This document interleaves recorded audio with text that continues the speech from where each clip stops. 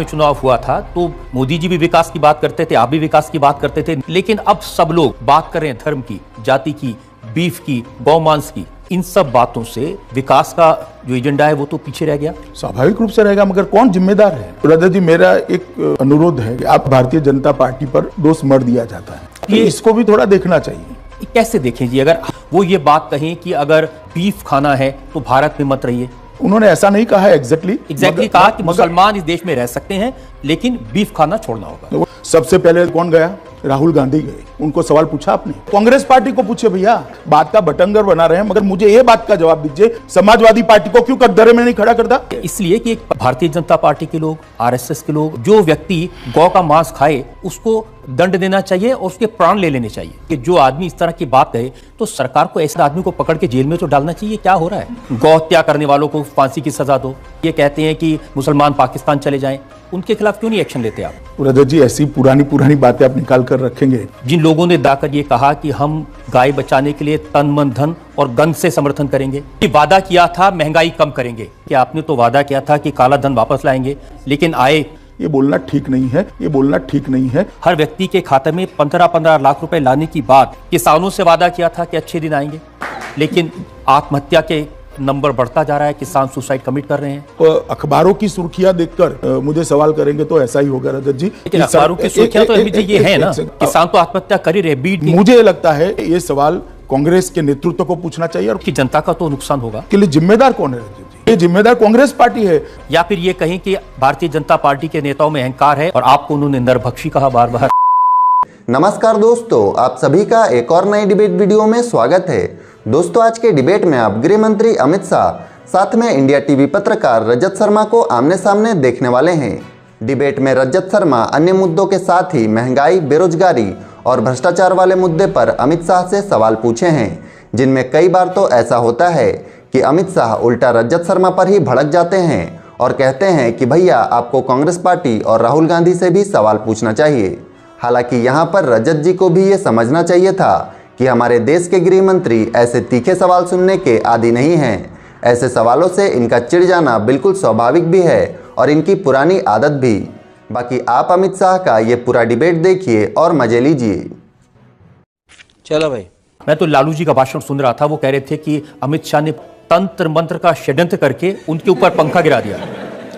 मैं लालू जी को अपने ही बयानों को थोड़ा याद कराना चाहता हूँ कि वो ही कहते हैं कि कौवा काटेंगे, कबूतर काटेंगे, चूहा भगाएंगे, हल्दी और उसका धुआं करेंगे। मुझे ये समझ में नहीं आता, कौवा काटने से पानी आएगा क्या?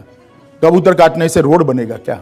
हल्दी और जो वो क्या होता है, सिंदूर क्या कुछ बोले थे, उसका धुआं करने से शिक्षा आ जाएगी क्या? या चूहा भगाने से रोजगारी आ जाएगी? मुझे मालूम नहीं कौन से जमाने में लालू जी जी रहे। शुरू के दिनों में जब चुनाव हुआ था तो मोदी जी भी विकास की बात करते थे, आप भी विकास की बात करते थे, नीतीश कुमार भी बताते थे क्राइम के आंकड़े कितने हैं वो, लेकिन अब सब लोग बात कर रहे हैं धर्म की, जाति की, बीफ की, गौमांस की। देखिए, आपकी लाइब्रेरी से सारे भाषण निकाल कर देख लीजिए, किसने गौमांस का भाषण सबसे पहले, भाषण या इंटरव्यू बिहार में किया? आपको मालूम होना चाहिए, लालू जी ने किया। अगर लालू जी ये कहते हैं गाय के मांस और बकरी के मांस में मूलतः कोई फर्क नहीं है, इस बात से देश के काफी बड़े हिस्से में लोगों की भावनाएं आहत होती हैं। लेकिन इन सब बातों से विकास का जो एजेंडा है वो तो पीछे रह गया। स्वाभाविक रूप से रहेगा, मगर कौन जिम्मेदार है? मैं आपके माध्यम से की जनता को पूछना चाहता हूं, किसने वहां पर बात की शुरुआत करी? और आप एक बार एक बांध को तोड़ देते हो, बाद में पानी कहां तक जाएगा उसका कोई कैलकुलेशन रहता है क्या? जनता को आप मूर्ख समझना बंद कर दीजिए। आज वही फंसे पड़े हैं। ये तो उन्होंने बांध को तोड़ते वक्त तय करना था कि क्या होगा। लेकिन अमित जी, कैसी भाषा का इस्तेमाल हो रहा है? आप लालू जी को शैतान कहें। मैंने नहीं कहा सर, मैंने कभी नहीं कहा। रजत जी, हो तो दिखाइए जरा आप। और वो बार बार कह रहे हैं कि आपने मुझे शैतान कहा तो मैं आपको ब्रह्म पिशाच कहूंगा।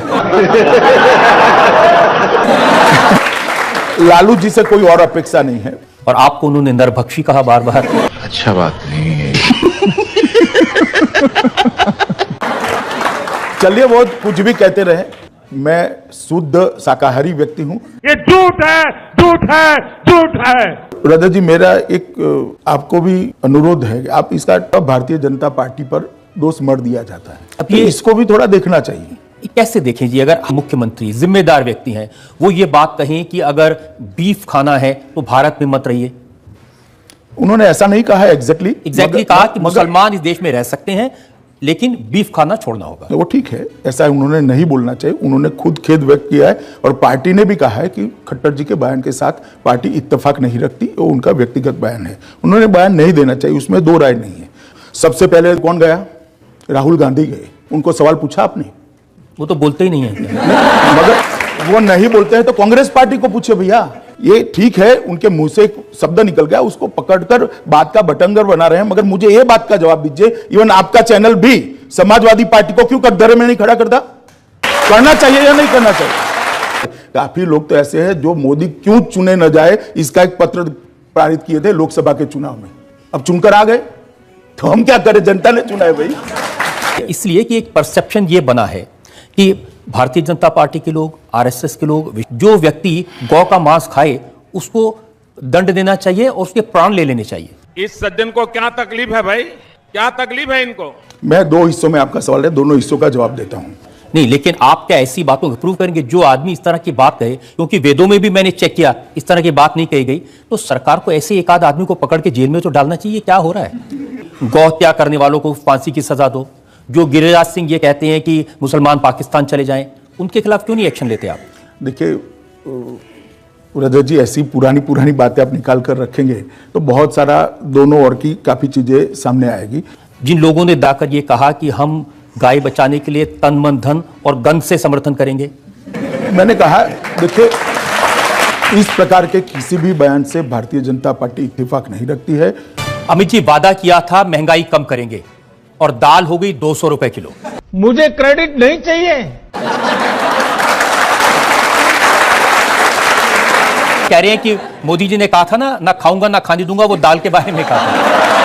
रजत जी, महंगाई के आंकड़े हमारे बहुत नीचे चले गए हैं। खुदरा महंगाई जो 7.7% रहती, वो अभी हाईएस्ट 4.1% पर आई है।